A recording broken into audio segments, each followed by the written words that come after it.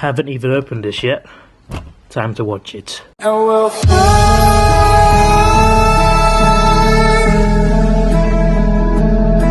Oh, we'll fly.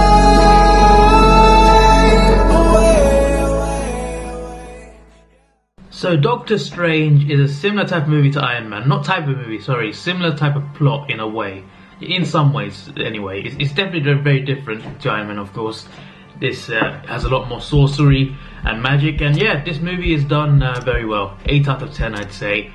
And yeah, I've seen it before, obviously. I've seen them all before. But yeah, this movie was a surprise. I didn't know who he was before this movie. So this was a really good introduction to the character, and yeah, it was just really cool. But let's talk about the movie. You get your introduction to Krys, who is the villain of this movie. He's basically an evil version of Doctor Strange, pretty much. I mean, when you look at it, when you think about it. Then you cut to Strange. He's a cocky doctor. He's so cocky and confident. He always succeeds.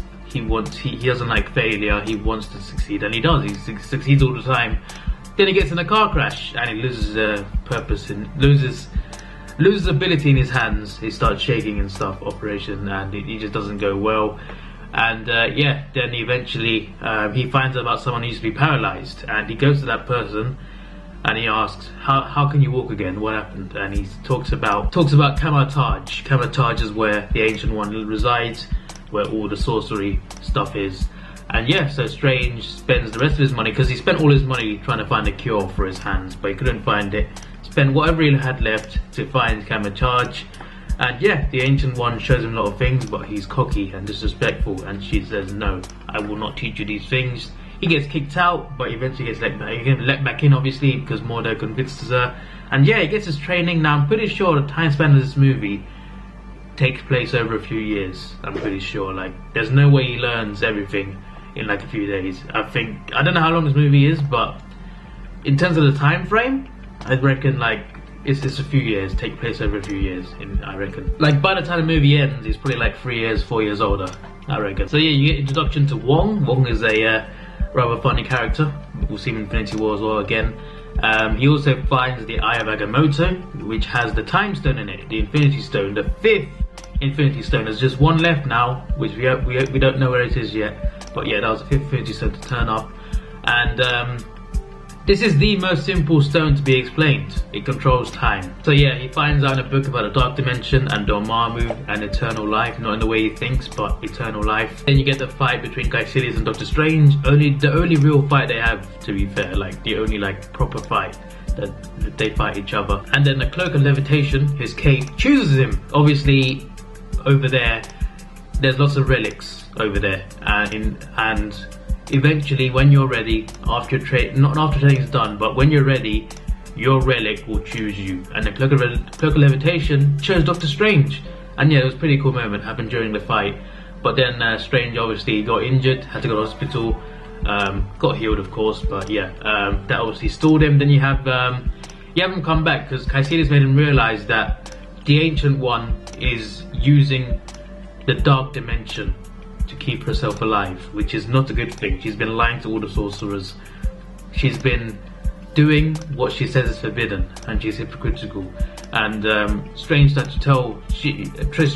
to tell Mordo about it, and Mordo doesn't believe him. Obviously, Mordo has a lot of faith in the Ancient One.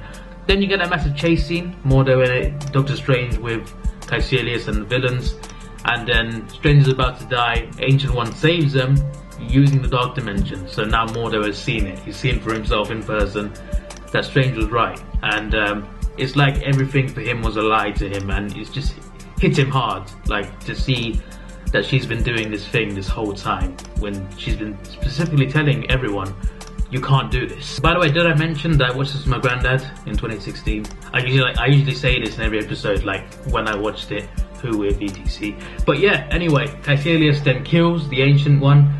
Doctor Strange, well, actually, I'm sorry, I was reading the next line on my notes. Krys kills the Ancient One, then, well, she dies in hospital, of course. But then eventually, let's fast forward to the final battle.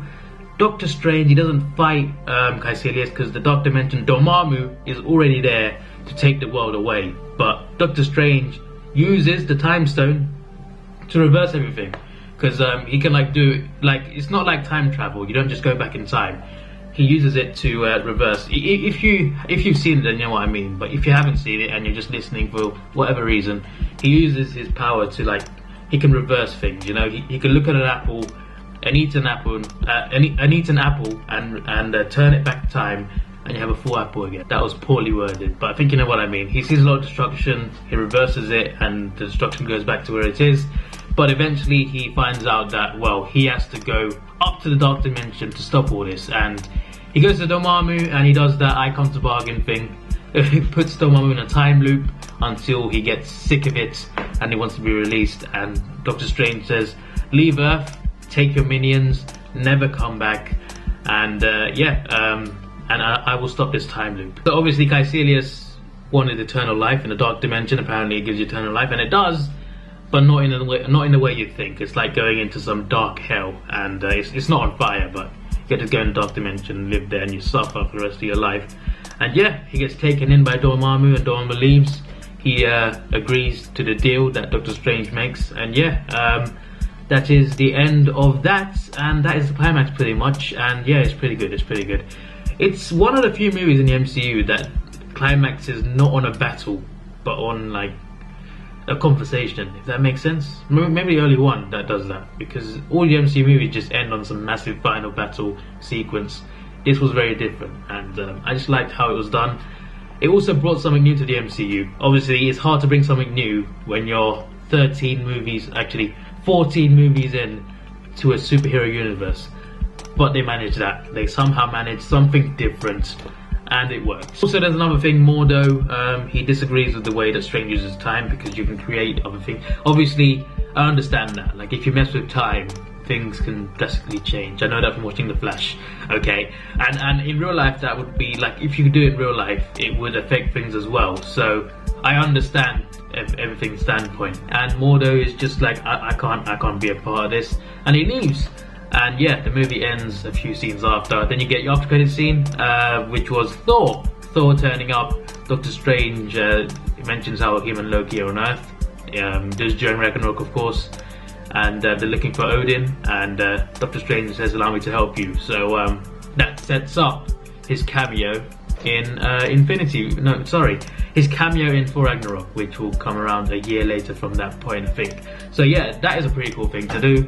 And the Mordo scene, second after credit scene, he finds the man who used to be paralyzed. Mordo goes and visits this guy and paralyzes him again. So the guy was paralyzed, he got healed by the Ancient One. He uses magic to walk, just for Mordo to take it away. Mordo just took it away from him, and he's paralyzed again. I don't know if he dies, because he is alive when you see him.